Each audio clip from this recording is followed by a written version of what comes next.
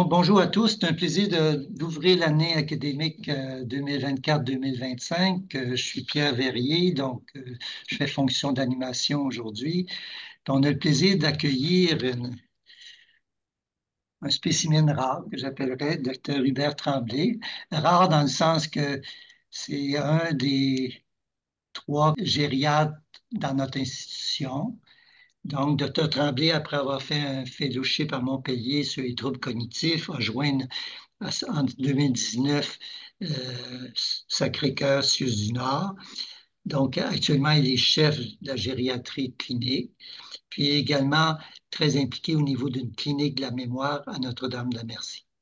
Donc, c'est un plaisir. Moi, j'ai eu le plaisir de le côtoyer je dirais, comme clinicien, avec des cas pas toujours faciles. Donc, c'était un vent de fraîcheur que d'accueillir nos gériatres au pavillon principal. Puis, je sais que je parlais de monnaie rare. En quelque sorte, ils sont autour d'une centaine au Québec depuis en date du 2021. Donc, c'est une discipline qui se fait de plus en plus, je dirais, nécessaire compte tenu le vieillissement de la population, compte tenu, je dirais, la complexité au niveau neurosciences, de la compréhension du fonctionnement du, du cerveau et du vieillissement. Donc, sans plus tarder, je vais donner la parole au docteur Tremblay, puis je le remercie d'avoir bien voulu dispenser sa science auprès de nous. Merci. Merci beaucoup, Dr. Verrier. Merci pour l'invitation. D'abord, je n'ai aucun conflit d'intérêt à déclarer. Dans la présentation aujourd'hui, on va commencer avec une petite introduction sur la définition d'un trouble neurocognitif. On m'a demandé de parler des troubles neurocognitifs atypiques, donc on va voir qu'est-ce que c'est, puis on va surtout parler des différents TNC atypiques à travers des vignettes cliniques. Et puis on va finir avec l'imagerie des troubles neurocognitifs pour leur diagnostic. On peut peut-être prendre les questions après chacun des différents modules. Donc, pour commencer, des notions que vous connaissez bien, mais je voulais être certain qu'on partait tous avec la même compréhension. Donc, un trouble neurocognitif, c'est quoi? C'est un patient qui présente un déclin cognitif qui va être décrit à l'histoire d'abord. Généralement, parfois, quand on a un stade assez léger, le patient peut bien rapporter ses symptômes, mais plus on évolue dans la maladie, plus on va devoir se tourner vers les proches, la famille pour avoir l'historique du déclin. Et on doit confirmer ce déclin-là dans des tests objectifs, donc des tests cognitifs. C'est important que ce qu'on objective ne s'explique ni par un délirium, ni par un trouble de santé mentale, comme par exemple la dépression. On va parler d'un trouble cognitif léger lorsqu'il n'y a pas d'impact sur l'autonomie du patient, puis on va parler d'un trouble cognitif majeur lorsqu'il y a une atteinte de l'autonomie fonctionnelle. Dans le DSM-5, on reconnaît trois stades au TNC majeur, donc le stade léger ou qui a un déclin au niveau des AVD. Il y a parfois une petite confusion là entre le TNC léger où le patient est autonome et le le TNC majeur de stade léger où il y a vraiment un déclin au niveau des AVD. On parle d'un stade modéré lorsqu'on décline au niveau des AVQ, puis d'un stade sévère lorsqu'il y a dépendance complète. Personnellement, c'est ces trois stades que j'utilise pour transmettre l'information aux patients et aux familles, contrairement à l'échelle de Reisberg de 1 à 7, où que je trouve un peu difficile pour les familles de se faire une idée avec un chiffre. Je trouve la terminologie de léger, modéré et sévère plus parlante pour les familles. Qu'est-ce qu'on fait en clinique de mémoire? On essaye de décrire le syndrome et de faire la distinction avec la maladie. Donc, les maladies neurodégénératives sont définies par la neuropathologie, ce qu'on a très rarement. Là, on fait jamais de biopsie de notre cerveau et on a rarement accès à l'autopsie du patient. Comme clinicien, ce qu'on fait dans notre bureau, c'est qu'on identifie un syndrome clinique à l'aide de notre anamnèse puis de notre examen cognitif. Et parfois, on tente de prédire la neuropathologie avec des tests plus objectifs, donc des biomarqueurs, que ce soit sur le sang au niveau du LCR ou encore avec certaines imageries, ce qui nous donne un diagnostic qu'on dit biologique qui se rapproche davantage de la neuropathologie du patient. Je vous donne un exemple ici de la distinction entre le syndrome puis la maladie. Par exemple, la maladie d'Alzheimer, on va dire qu'elle est définie par deux choses. Les plaques amyloïdes, donc c'est la protéine amyloïde bêta qui s'accumule en dehors des neurones de façon très diffuse dans le cerveau des patients malades, ainsi que les enchevêtrements neurofibrillaires. Donc, c'est de la protéine Tau qui va être hyperphosphorylée, qui va se déposer dans le cytoplasme des neurones. Et c'est cette protéine-là qui va finir par causer une mort neuronale. Quand je vois un patient, ben, on décrit le syndrome clinique. Donc, par exemple, avec la forme très classique de la maladie d'Alzheimer que vous connaissez tous, on va avoir une détérioration de la mémoire à l'avant-plan, avec l'évolution de la maladie, un syndrome exécutif, un manque du mot, des apraxies, des agnosies, avec à l'imagerie une atteinte surtout pariéto-temporale. Euh, on peut, donc, si on utilise des biomarqueurs, par exemple, une ponction lombaire chez un patient qui présente un syndrome clinique de maladie d'Alzheimer, confirmer un diagnostic biologique de maladie d'Alzheimer si les biomarqueurs sont anormaux. Par contre, on peut avoir le même diagnostic biologique, donc une maladie d'Alzheimer, avec un patient qui présente un syndrome clinique complètement différent. On a ici l'exemple d'une atteinte très postérieure là, du cortex occipito-pariétal chez un patient qui a ce qu'on appelle une atrophie corticale postérieure, dont je vais vous parler tout à l'heure. Donc, un patient qui se présente avec des difficultés essentiellement visuelles puis une mémoire normale. Donc, on a un syndrome clinique complètement différent, mais on reste avec un même diagnostic biologique d'une maladie d'Alzheimer. Donc, on m'a demandé aujourd'hui de parler des troubles neurocognitifs atypiques. Donc, c'est quoi un TNC atypique? C'est d'abord un terme qui a été utilisé dans la littérature pour décrire les variantes plus rares et non amnésiques de la maladie d'Alzheimer. C'est quelque chose qu'on utilise là, dans notre langage courant, généralement pour parler des troubles cognitifs qu'on rencontre moins souvent, dont la prévalence est plus rare. C'est pas un terme qui est bien caractérisé, par contre, dans la littérature. Qu'est-ce qu'on entend souvent quand on parle de TNC atypique? On va parler des variantes de la maladie d'Alzheimer, des syndromes dans le spectre des démences frontotemporales, parfois de la démence accordée-Lewy, puis des démences rapidement progressives. Donc, c'est un peu de ça que je vais vous parler aujourd'hui. On commence avec la démence accordée-Lewy. Donc, je vous présente chacun de mes syndromes avec un cas clinique pour débuter. J'essaie d'aller dans mes patients que la présentation pouvait ressembler davantage à des symptômes psychiatriques pour que ce soit plus pertinent pour vous. Donc, on a un monsieur de 70 ans, un ingénieur retraité qui est référé à moi par son médecin de famille. Il présente de l'anxiété de plus en plus importante dans les 3 dernières années. D'abord en lien avec le travail, mais c'est un monsieur qui a pris sa retraite assez tôt dans le décours de son anxiété. Puis malgré la retraite, l'anxiété ne fait qu'augmenter. Le médecin de famille décrit son anxiété comme réfractaire à un traitement qu'il a quand je le vois de sertraline à 100 mg d'IA et de quétiapine longue action à 100 mg au coucher. Il est décrit par son épouse comme étant absent et ayant des bonnes et des moins bonnes journées. Il a complètement délaissé ses activités, puis quand on tente de le motiver à sortir, là, il devient extrêmement anxieux, si bien qu'il reste essentiellement à la maison tout au long de la journée. Il est décrit comme plus lent par son épouse, puis elle nous raconte qu'il se fait des scénarios et il dort mal la nuit. Donc, le diagnostic de démence accordée-Lewy est basé sur des critères qui remontent à 2017. Je vous ai mis l'article ici du 4e consensus. Le critère essentiel pour parler d'une démence accordée-Lewy, ben, c'est d'avoir un tableau démentiel, donc un TNC majeur avec le déclin, comme on parlait, de la cognition et objectivé par des tests qui va impacter l'autonomie du patient. On va parler de démence accordée-Lewy probable lorsqu'on a 2 caractéristiques cliniques principales ou une caractéristique clinique principale avec un biomarqueur. On va dire qu'elle est possible lorsqu'on a une seule caractéristique clinique principale et un biomarqueur ou un biomarqueur principal. C'est quoi les caractéristiques cliniques? Ben, c'est les fluctuations cognitives, les hallucinations visuelles, le trouble du comportement en sommeil paradoxal et la présence d'un syndrome parkinsonien. Donc, on va y revenir un à un. Et les biomarqueurs principaux, on a le DaTscan, la scintigraphie myocardique au MIBG et la polysomnographie qui va venir confirmer un trouble du comportement en sommeil paradoxal. Retenez le DAT-scan parce que dans la section à la fin sur les imageries, je vous en parlerai. Je n'aborderai pas la scintigraphie myocardique au MIBG puisque c'est un test qui n'est pas accessible actuellement au Québec.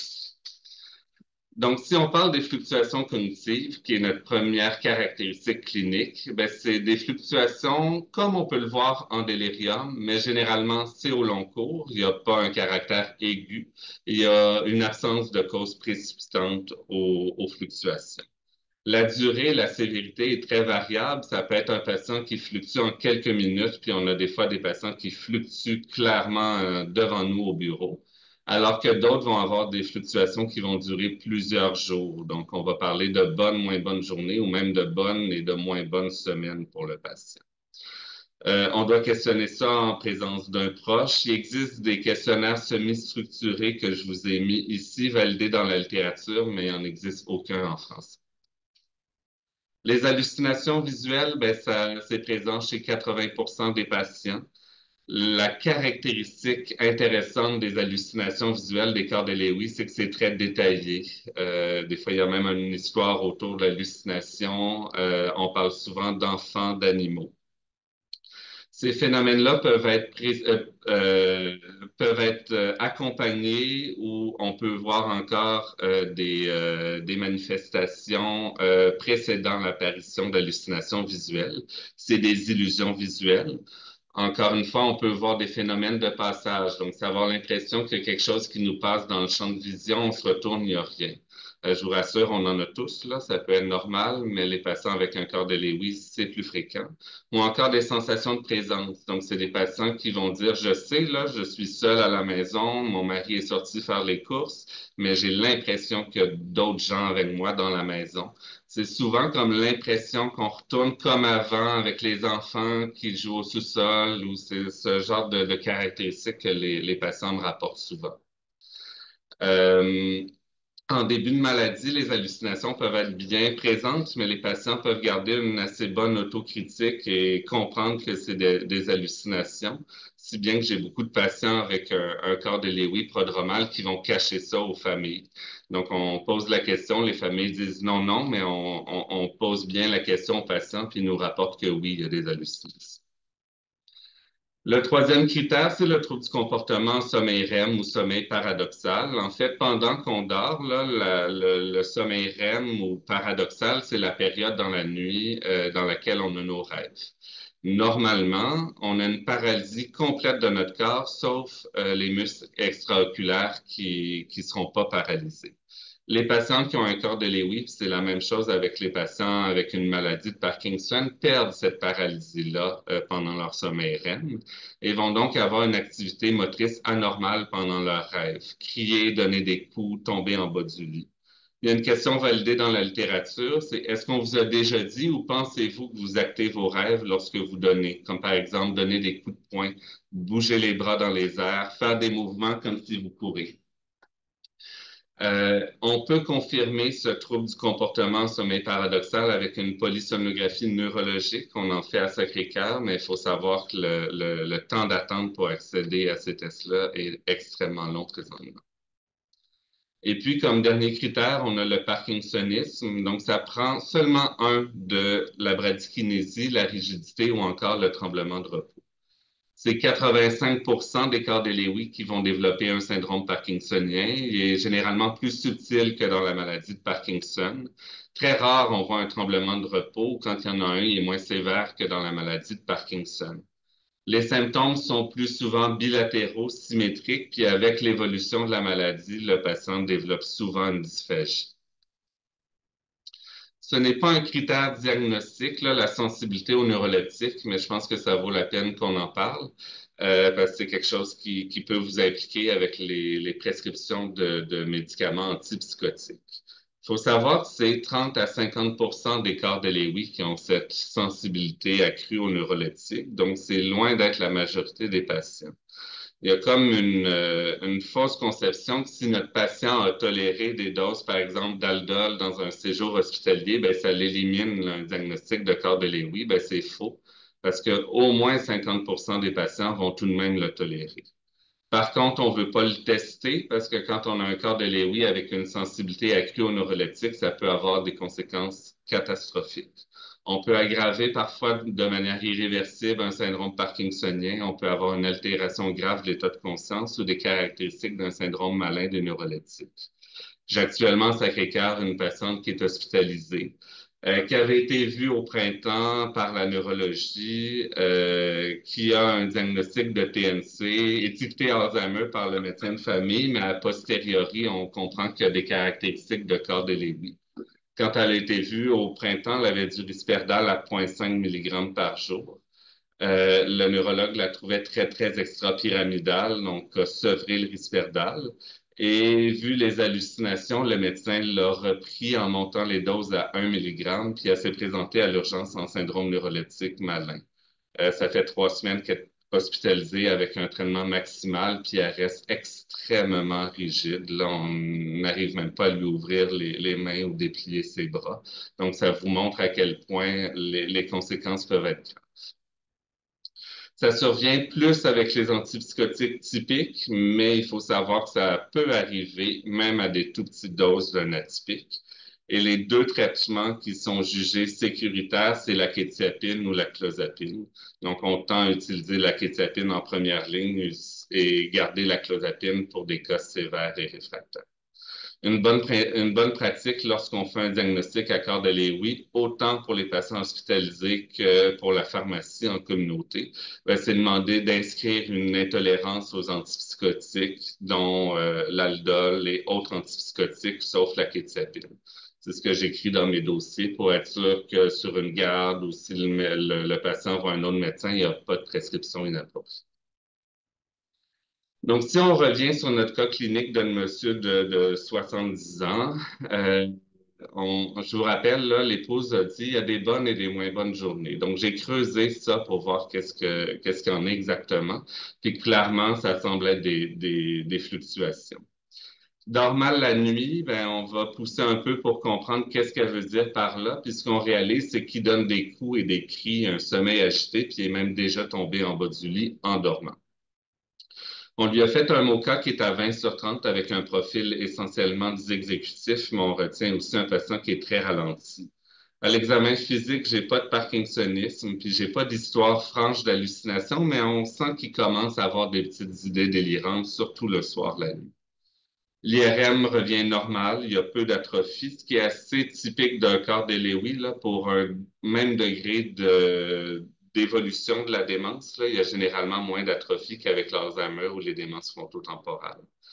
Et j'ai demandé un TEP dans ce cas-là. Vous pourriez me dire, ben, on avait un diagnostic clair, là, on a le trouble du comportement sommeil paradoxal, puis on a les fluctuations, donc ça en fait un corps de Lewy probable. Ce qui m'achalait, c'est le trouble du comportement sommeil paradoxal. L'épouse rapportait que c'était présent depuis 2 à 3 ans, ce qui coïncidait aussi avec le début de l'ISRS, puis on sait que l'ISRS peut induire ce genre de trouble du comportement sommeil REM. Donc, j'ai voulu confirmer mon diagnostic avec le TEF-FDG. Puis c'est revenu comme étant une atteinte neurodégénérative très claire, compatible avec une démence accordée. Ensuite de ça, je vais vous parler de la démence frontotemporale, la variante comportementale, puisque c'est elle que vous êtes le plus appelé à voir. Il s'agit de changements du comportement ou de la personnalité par rapport au niveau antérieur du patient. Puis là, le niveau antérieur est le point fondamental là-dedans. Je suis sûr que vous avez plusieurs patients, soit avec des troubles de personnalité ou un mode de vie un peu marginal. S'ils ont toujours été comme ça, ben, ça relève pas d'une démence frontotemporale. Ce qu'on recherche, c'est vraiment un patient qui a une rupture du comportement ou de la personnalité. Ça survient à des âges plus jeunes que les autres TNC, donc dans la cinquantaine, la soixantaine, on a vu des patients dans la quarantaine avec des diagnostics de démence frontotemporale, puis on en voit parfois dans la quatre-vingtaine. Et c'est un diagnostic qui est souvent mépris pour une problématique psychiatrique. Donc, l'histoire habituelle, c'est le médecin de famille qui suit un certain temps, il parle de dépression, finalement, il fait des choses un peu plus particulières, et le patient est retrouvé en psy, on essaye certains traitements, puis quand on voit que ça répond pas ou que c'est atypique, ça finit en clinique de mémoire. Mais donc, il y a souvent une longue errance diagnostique avant de poser le traitement. le diagnostic, pardon. Donc, on a un cas clinique ici d'un monsieur de 65 ans. Il est connu pour hypertension, dyslipidémie, puis un apnée du sommeil sous CPAP. Il a un bac en sociaux, il a été marié, il a deux enfants. Il est marié encore actuellement, pardon, il a deux enfants. Puis il a eu un travail avec des enfants victimes d'abus, donc un travail qui demande quand même une bonne empathie, puis un bon contact relationnel à la base. Il est décrit par son épouse comme étant quelqu'un qui était un leader, un gentleman. Il est reconnu pour son humour et son éthique au travail. Il n'y a pas d'antécédent psychiatrique, mais il est décrit comme un anxieux au long cours, mais il n'a jamais été traité pour ça. Quand on creuse, on creuse, on creuse, le début des symptômes ou des changements remonte à l'âge de 53 ans, donc 12 ans. Moment où il est devenu avec un peu moins d'interaction avec ses amis, les groupes sociaux. Il y a eu quelques pertes de travail avec des situations conflictuelles, puis il trouvait qu'on l'appréciait pas à sa juste valeur. Il a développé une dent sucrée au point qu'il cachait de la crème glacée dans son cellier. Il a passé en un an de 185 à 244 livres. Par moment, là, il a consommé de façon compulsive de la réglisse, puis à ce moment-là, il pouvait boire jusqu'à 5 bouteilles de Fanta par jour. À 60 ans, il est retiré de la famille alors qu'il avait des très bons contacts, puis il s'intéressait beaucoup à ses proches. Là, il est moins attentif aux besoins des proches, puis il n'a absolument aucun intérêt envers son petit-fils de 3 ans. On note une perte du décorum social, il mâche la bouche ouverte, il y a des conversations sur des sujets de la vie privée des gens, alors que c'est quelqu'un qui aurait jamais fait ça auparavant. Puis il demande souvent, quand il fait une action, d'être complimenté pour ces actions-là ou être reconnu. Il change d'intérêt. Il n'a jamais rien eu d'intérêt vers la religion avant. Puis là, il parle beaucoup de sujets religieux. Il passe beaucoup de temps sur Facebook, puis il partage des opinions religieuses. Il a même partagé des informations privées sur sa famille, sur les réseaux sociaux. À 62 ans, il y a une routine qui est très stricte. Il se réveille à tous les matins à la même heure. Il passe beaucoup de temps sur son téléphone. Il mange le même repas à 11 heures au même restaurant à tous les jours. En après-midi, il fait toujours une sieste à la même heure. Puis il passe l'essentiel de son temps sur Facebook, Amazon ou devant la télé. Il a fait des achats un peu impulsifs de stylos, de montres en ligne. Il s'est retrouvé avec une centaine de stylos de luxe puis une quinzaine de montres qu'il n'utilise pas du tout. Il a plus de difficultés à reconnaître les visages, plus de difficultés à suivre les conversations. Il a arrêté de lire alors que c'était un passe-temps pour lui. Il a été victime de fraude. Il a donné de l'argent à un inconnu qui est venu sonner à la porte, puis il est tombé dans une fraude en lien avec une publicité au téléphone. Puis on note qu'il conduit de façon moins prudente et il y a eu quelques accidents sur la route. On le voit, en fait, ça c'est un patient de Dr Némé là, que je lui ai emprunté parce que je trouvais qu'il y avait beaucoup d'éléments psy. Il était plus irritable au début de sa maladie, mais là, il est décrit comme plus doux, presque enfantin. Il est émerveillé par des choses qui sont simples et non significatives. Il a une très bonne mémoire, il nie être déprimé. Il demeure complètement indépendant aux AVQ, il prend bien ses médicaments, puis il fait pas du tout d'erreur, même avec son insuline, puis il continue à faire du bénévolat. Quand on regarde dans la famille, peu d'informations sur les grands-parents. On sait qu'ils ont vécu dans la soixante-dizaine. Son père avait un diagnostic de maladie bipolaire qui a été posé dans la cinquantaine, puis était décrit comme peu sociable, déprimé. Il y a un frère qui est normal, puis une sœur qui est décédée à 55 ans d'un néo de l'œsophage, mais avec une personnalité qui était décrite comme difficile avec des problèmes d'alcool. À l'examen, ben, il est logorrhéique, il s'adresse à nous comme s'il était devant un public. Il y a un peu d'irritabilité envers sa femme. Puis un coup qu'on a fini notre rencontre, ben, il tente de rester dans la salle. Il est complètement anosognogique de sa condition. Il connaît vaguement l'actualité, son langage est très fluide, la répétition est normale. Des mots fréquents sont bien dénommés, mais par contre, lorsqu'on utilise des objets qu'il rencontre rarement, il y a des difficultés sémantiques. Un stéthoscope, il pense que c'est peut-être des bouchons pour les oreilles, il connaît pas trop l'usage. Il n'est pas trop certain c'est quoi un zèbre, si c'est un animal qu'on peut monter. Puis il décrit un zucchini comme ayant une forme sphérique. Il n'y a pas d'apraxie. Il y a un mini-mental qu'on jugerait assez normal à 28 sur 30, puis un MoCA à 25 sur 30 avec perte de points pour la nomination, l'abstraction, puis les aiguilles de l'horloge.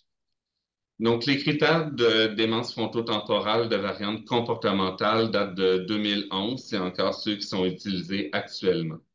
On va parler de DFT comportemental possible lorsqu'on a une détérioration progressive du comportement ou de la cognition avec trois des critères suivants. La désinhibition précoce, donc c'est souvent ce qu'on voit là, une perte des bonnes manières, du décorum social. C'est des patients qui vont s'adresser à des étrangers dans la rue, puis être insistants, parfois donner des renseignements sur leur vie alors qu'ils n'auraient jamais fait ça avant. Ou des mauvaises manières comme péter, roter en public, puis ils voient pas vraiment en quoi ça peut être un problème. Souvent, j'aime demander aux familles s'ils les ont mis dans des situations un peu malaisantes ou particulières.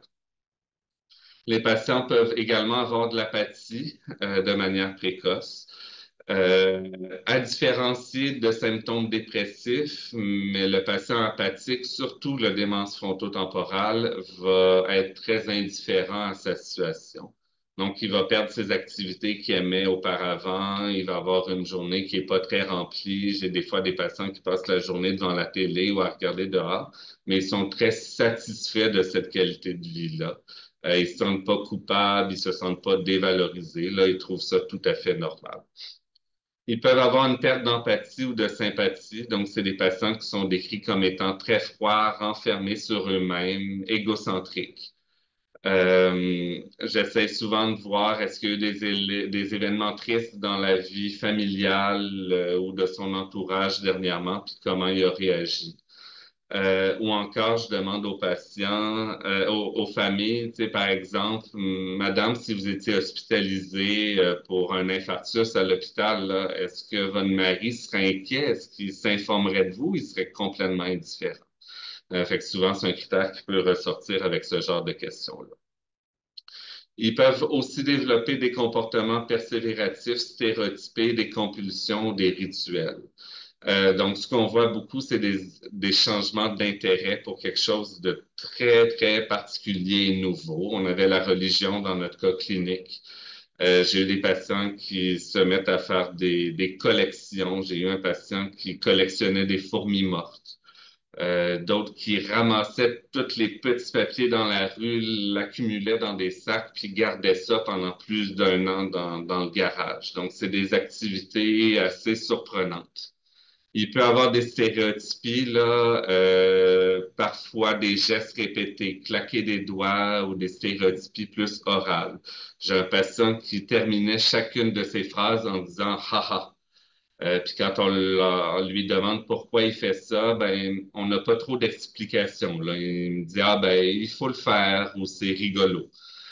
On peut avoir des compulsions qui ressemblent à ce qu'on voit avec les TOC, mais par contre, il n'y a absolument pas l'obsession derrière, ou encore des rituels un peu plus complexes. Le critère d'hyperoralité ou de changement alimentaire, typiquement, c'est une augmentation de l'intérêt pour les aliments sucrés en début de maladie. On l'a vu chez notre patient qui cachait de la crème glacée dans son cellier. C'est nos rares TNC qui prennent du poids en général. Ça peut être des changements aussi plus surprenants, vouloir manger qu'un type d'aliment ou vouloir manger qu'une couleur d'aliment en particulier. Puis avec l'évolution de la maladie, ça peut être des choses impressionnantes, comme un de mes patients qui s'est mis à consommer 1 kilo de sel par semaine, là, donc il mangeait son sel avec une cuillère de façon compulsive. Euh, Au niveau des tests cognitifs, donc du profil neuropsychologique, on a un syndrome dysexécutif avec une relative préservation de la mémoire des fonctions visospatiales. Donc, il faut voir, ça prend trois critères parmi ceux que je vous ai parlé. Donc, on peut avoir un patient qui a une démence frontotemporale avec une évaluation cognitive comme un MoCA, mais aussi une évaluation neuropsychologique normale. Donc, on peut faire le diagnostic seulement sur les changements de comportement. On va dire que la DFT comportementale est probable lorsqu'elle remplit les critères que je viens de vous parler, qu'il y a une atteinte du fonctionnement et une imagerie cérébrale qui va être compatible avec soit de l'atrophie frontotemporale au scan ou à l'IRM, ou encore un hypométabolisme frontotemporal au TEP. Vous avez ici les images du patient. Donc, vous voyez une atrophie très, très, très sévère dans les zones frontales du cerveau, puis en temporale, particulièrement le lobe temporal droit, plus que le gauche. Puis on a l'imagerie en TEP ici. Plus les couleurs sont chaudes vers le rouge, plus c'est un métabolisme qui est normal. Donc, on voit que c'est complètement éteint en bifrontal puis en bitemporal. 30% des démences frontotemporales ont une forme génétique autosomale dominante. Euh, c'est des diagnostics qui étaient peu reconnus dans les générations précédentes. Fait que c'est souvent des histoires un peu comme on l'a vu chez notre patient. Donc, des diagnostics de maladies bipolaires ou de schizophrénie dans la cinquantaine, la soixantaine, ça doit absolument évoquer ce genre de maladie-là. Ou encore de la criminalité ou des antécédents judiciaires. C'est 15 à 20 des DFT qui vont développer une sclérose latérale amyotrophique. Le pronostic de nos DFT est très, très, très hétérogène. On parle d'une moyenne de 7 à 9 ans après le début des symptômes, mais on a des patients, surtout les formes associées à une sclérose latérale amyotrophique, qui peuvent mourir en dedans de 18 mois. Et d'autres patients que les symptômes sont très lentement évolutifs et vont vivre plus de 20 ans, un peu comme on l'a vu avec notre cas clinique. Je vous parle rapidement des aphasies primaires progressives. Donc, c'est un groupe de syndromes qui ont en commun une atteinte nouvelle et progressive du langage. Le premier symptôme chez les patients, c'est vraiment l'atteinte du langage, puis l'atteinte fonctionnelle va être en lien avec les symptômes langagiers. Donc, il n'y a rien de mieux que d'entendre parler un patient avec une aphasie primaire progressive. Donc, je vous montre ici un patient suivi à Québec là, qui a une aphasie primaire progressive sémantique. Donc, en gros, il y a une perte de ses connaissances sémantiques. Il ne sait plus les objets du quotidien servent à quoi, qu'est-ce que c'est. Puis vous allez le voir, là, c'est pas juste une agnosie visuelle où que le patient n'est pas capable de reconnaître l'image, mais quand on pousse un peu l'analyse, on voit qu'il n'a aucune idée qu'est-ce que c'est. Puis on lui montre une clé, on lui demande qu'est-ce que c'est, puis il nous dit j'ai aucune idée. Puis le neurologue lui dit ben c'est ce qu'on sert pour débarrer une porte. Puis le patient nous dit ah oui, si je veux débarrer une porte, j'utilise ça.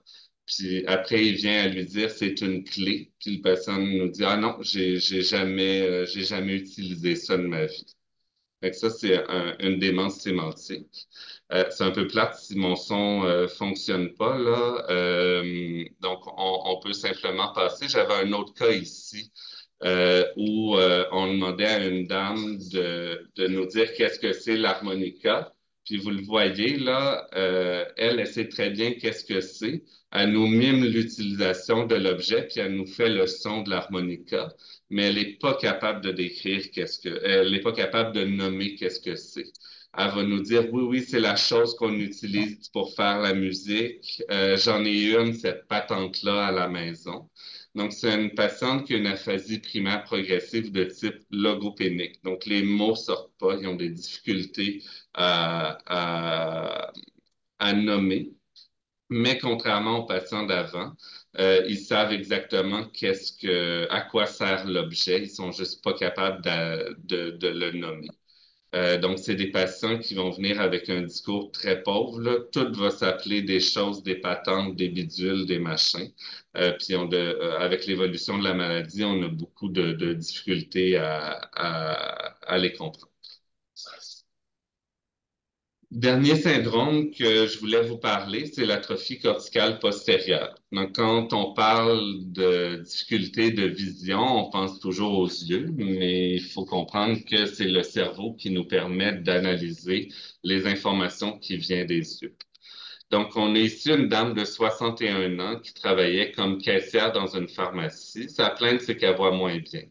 Elle a vu deux optométristes, un ophtalmo. Elle a eu trois ajustements de ses lunettes dans la dernière année, puis il n'y a rien qui l'a aidé.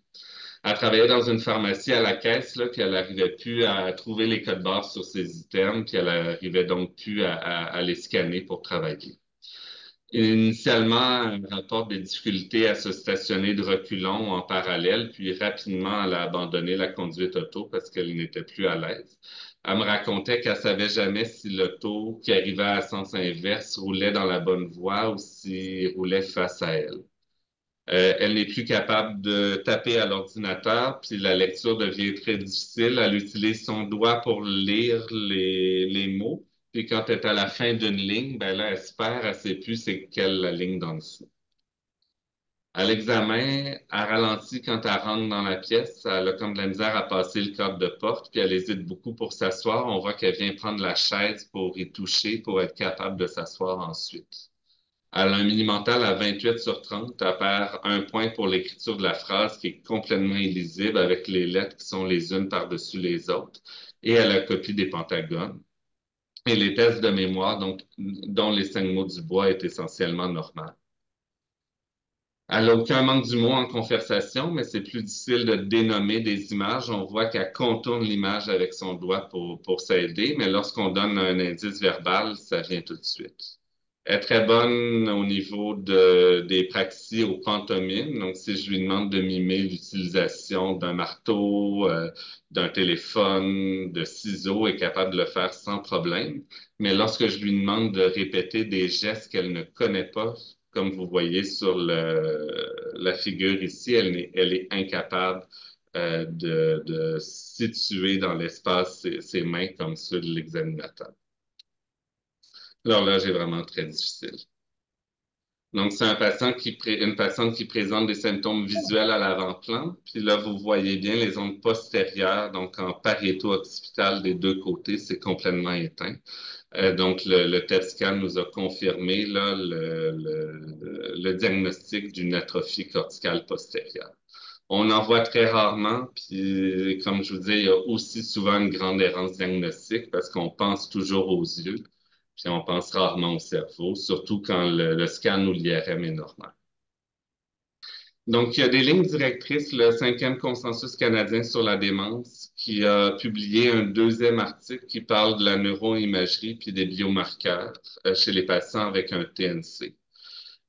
Selon ce consensus-là, on devrait considérer une imagerie cérébrale, ils disent chez la plupart des patients, puis ils listent ici les conditions dans lesquelles on devrait faire une imagerie cérébrale. Le premier critère, c'est un début des symptômes cognitifs dans les 2 dernières années. Donc, de façon générale, on se retrouve, même en respectant ces critères-là, à prescrire un scan ou un IRM à nos patients. Personnellement, je fais une imagerie cérébrale à tous les patients que j'évalue en clinique de mémoire. Scan versus IRM, c'est clair dans la littérature que l'IRM est plus intéressant. On vient mieux caractériser l'atrophie, on vient mieux caractériser les lésions vasculaires, puis on vient éliminer d'autres causes plus rares, dont ce qui est infection, inflammation, cause tumorale. Donc l'IRM est beaucoup plus sensible pour nombreuses conditions. Ce qui est suggéré en IRM, c'est de faire un 3D T1, un T2 flair, un écho de gradient, puis une diffusion. Généralement, dans le protocole de tous les radiologues de Notius, là, le T2, le flair, l'écho de gradient, T2 étoile, puis la diffusion est fait d'emblée chez tous les patients de 65 ans et plus. À Sacré-Cœur, on a développé un protocole neurodégénératif dans lequel il rajoute un 3D T1. Donc, le 3D T1, c'est les coupes qui nous permettent d'apprécier mieux l'atrophie. 3D parce que les coupes sont extrêmement minces, puis il peut être reconstruit en coronal puis en sagittal après. Donc, ça change pas grand-chose pour la lecture du radiologue, mais nous qui regardons les IRM, ben, on apprécie beaucoup avoir ces coupes-là qui sont recommandées dans la littérature. C'est aussi recommandé d'utiliser des échelles pour décrire l'atrophie, comme l'échelle de Shelton, ce qu'on voit ici, qui décrit l'atrophie temporale médiane, donc les hippocampes de nos patients. plus le chiffre est haut, plus il y a d'atrophie. Je dirais que j'ai jamais vu de rapport dans notre SUS qui utilise cette échelle-là. Et l'échelle de Fazekas pour grader l'ampleur des lésions vasculaires sous-corticales, donc la leucopathie vasculaire ou la leukoarayose. On voit souvent dans les rapports légers, modérés ou sévères, donc je dirais que ça corrèle léger avec un grade 1, modéré avec un grade 2, puis sévère avec le grade 3. Le TEP-FDG, ben, c'est le principal examen en médecine nucléaire qui est utilisé pour aider dans le diagnostic des TNC. Il ne devrait pas être demandé pour confirmer un diagnostic évident. Donc, je vous ai expliqué dans mon cas clinique pourquoi je l'ai demandé chez ma suspicion de corps de Lewy. Mais si on était convaincu du diagnostic, il ne faut pas faire un TEP pour confirmer le diagnostic. On remplit déjà nos critères. C'est recommandé de l'utiliser après une évaluation complète de la cognition en clinique de mémoire et après une imagerie structurelle. Les principaux intérêts, c'est d'abord de confirmer une étiologie neurodégénérative. Donc, il y a une utilité dans le diagnostic différentiel avec les maladies psychiatriques, on y reviendra, et les maladies vasculaires. Et c'est un très bon prédicteur de progression si on a un TNC léger. Si le TEP est neurodégénératif, bien, il y a une très, très forte chance que le patient progresse vers un stade démentiel éventuellement. C'est quoi un TEP qui montre une évidence de maladie neurodégénérative? Ben, c'est ce qu'on voit ici. C'est la préservation des aires primaires relativement aux autres aires du cerveau. Donc, ce que vous avez entouré en blanc, c'est les aires primaires, donc motrices et synesthésiques primaires. Dans un cerveau normal, c'est les structures un peu moins métaboliques que les aires associatives qui sont en frontale ou en pariétotemporale en postérieur. Quand on a une maladie neurodégénérative, les aires associatives perdent leur métabolisme et les aires primaires gardent leur métabolisme. Et donc, on voit les aires primaires qui paraissent plus évidentes que les aires associatives. Donc, d'emblée, quand on a ce phénomène-là, on peut parler d'une imagerie qui est neurodégénérative. L'autre intérêt, ben, c'est de mieux caractériser l'étiologie du TNC lorsque la clinique ne permet pas de poser un diagnostic. J'ai ici l'exemple d'une démence à corps de Lewy. Donc, les flèches jaunes montrent la préservation des aires primaires, comme je viens de vous le montrer sur l'examen précédent. Les flèches vertes montrent un hypométabolisme des aires visuelles, qui est caractéristique de la démence à corps de Lewy. Et la flèche jaune pointe le gyrus singulaire postérieur. Le gyrus singulaire postérieur, c'est ça qui est très hypométabolique en maladie d'Alzheimer. Et en corps de Lewy, il est préservé. On dit qu'on a le signe de l'îlot singulaire ici parce que le gyrus singulaire est normal et bien métabolique dans une marée de cortex postérieur hypométabolique. C'est ce qu'on appelle l'îlot singulaire. Donc, c'est un scan qui est compatible avec une démence accordée. Le différentiel entre les maladies neurodégénératives et psychiatriques, il faut faire attention. J'ai énormément de patients référés de la gérontopsie qui ont un TEP anormal, surtout en frontal. Donc, il faut savoir que les schizophrènes au long cours, surtout les patients qui présentent des symptômes négatifs de la maladie bipolaire, puis une dépression peut être associée avec un hypométabolisme frontal. Ça peut mimer un tableau de démence frontotemporale au TEP-FDG. Il y a aussi des cas décrits dans la littérature d'un TEP qui mime une maladie d'Alzheimer avec un patient qui est dépressif. Puis une fois le traitement et le patient en phase ultimique, ben, on retrouve un TEP qui s'est normalisé. Donc, il faut faire attention chez les patients psychiatriques. Je dirais que l'examen demeure bon lorsque vous avez un patient qui a une présentation nouvelle. Donc, ils viennent dans votre bureau ou à l'hôpital pour des symptômes d'allure psychiatrique que vous trouvez un peu atypiques, puis vous vous posez la question, est-ce que c'est vraiment une maladie psychiatrique primaire ou encore une maladie neurodégénérative? Ben là, le TEP va être intéressant. Mais il faut faire attention aux patients qui ont une maladie psychiatrique au long cours, comme la schizophrénie ou la maladie bipolaire. Le DATSCAN, on en a parlé avec le diagnostic, les critères de diagnostic de démence accordée Lewy. C'est quoi, en fait? C'est fait sur l'ancêtre du TEP, là, une machine qui s'appelle le SPECT. On n'a pas de TEP pour l'instant à Sacré-Cœur, mais on a un SPECT. Donc, on peut faire des DAT scans à Sacré-Cœur. Ce que ça regarde, c'est l'intégrité de la voie nigrostriée. Donc, quand il est anormal, ben, ça nous confirme la présence d'un syndrome parkinsonien neurodégénératif.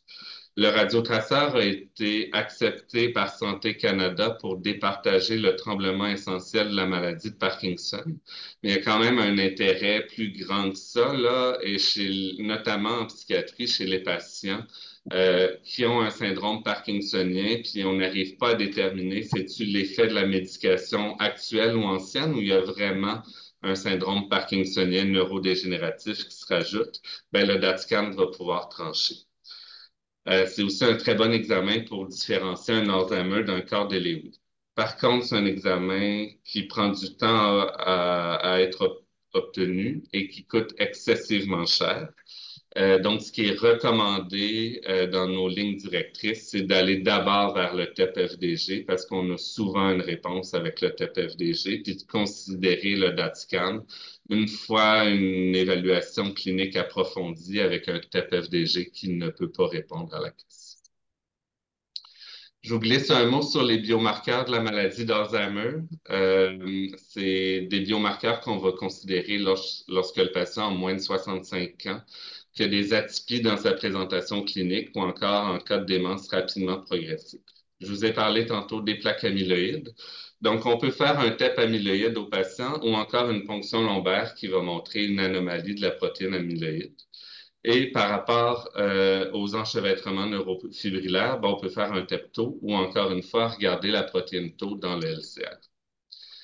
Donc, pour prouver la présence de plaques amyloïdes, je vous l'ai dit, il y a une anomalie de la protéine amyloïde bêta dans le LCR. En fait, elle va être diminuée.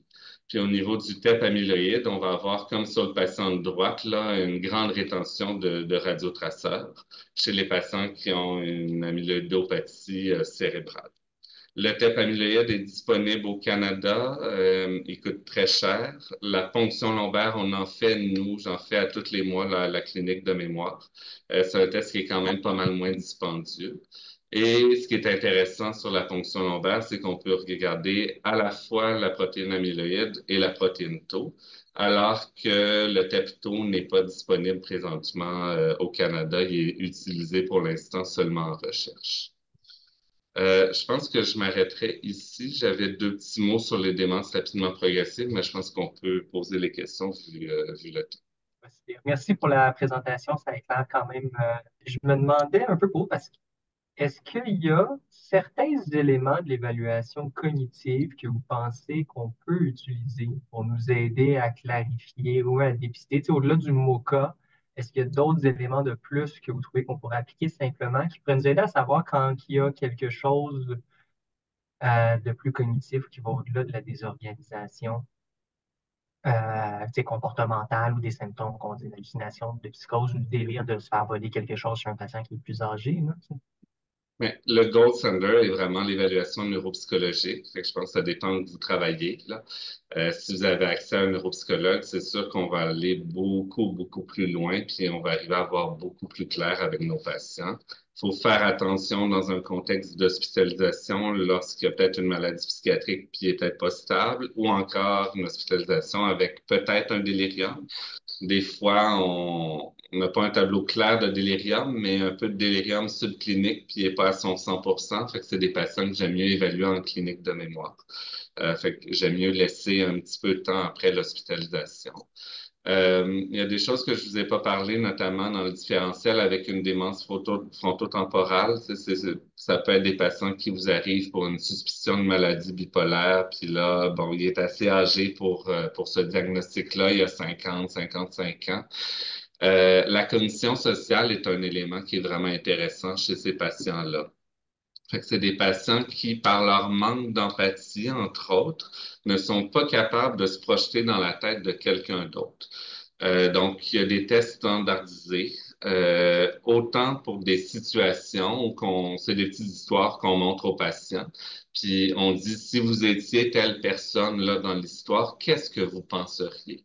Puis c'est des choses très faciles là qu'un enfant fin du primaire pourrait bien réussir, mais le patient qui a une démence frontotemporale n'est pas capable de se mettre à la place d'une personne. C'est la TOM 15 là, que moi j'utilise.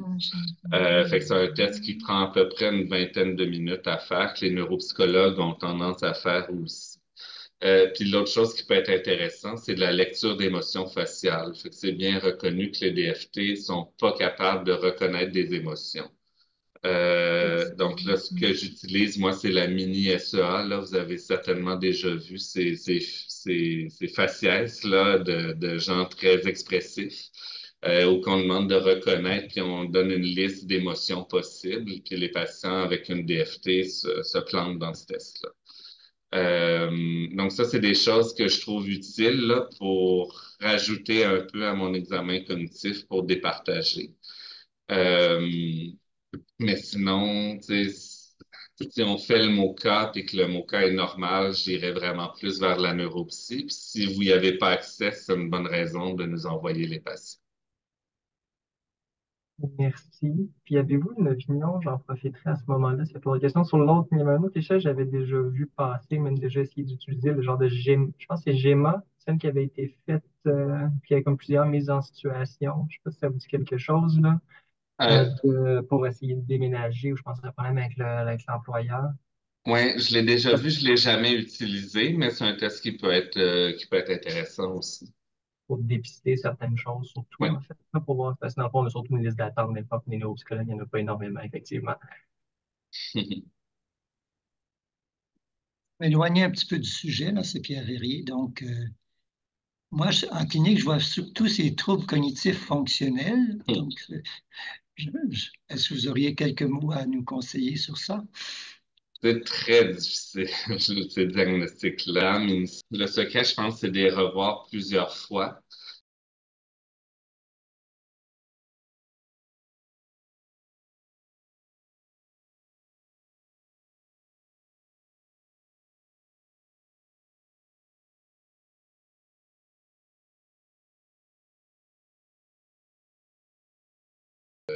Ça m'a aussi aidé dans le diagnostic de TNC fonctionnel.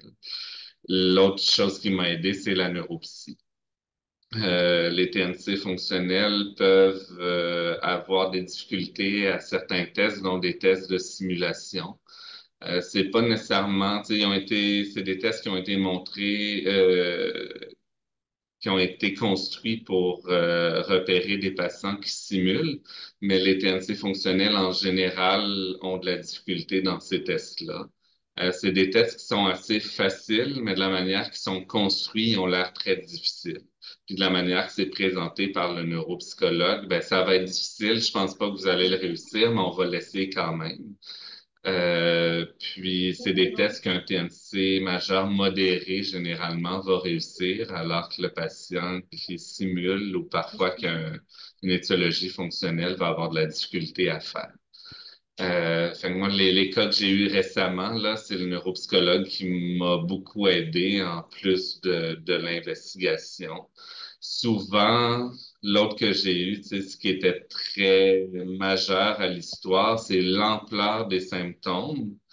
Le dernier que j'ai eu, c'était avec une présentation langagière, là, dont un neurologue avait fait un diagnostic d'aphasie primaire progressive, mais une évolution sur 8 ans avec une ampleur extrêmement importante de symptômes cognitifs, mais une autonomie préservée. Fait que c'est là que ça colle pas. Fait que c'est ce genre de choses, mais souvent ça prend beaucoup de temps et plusieurs rendez-vous pour se faire une bonne idée. Merci.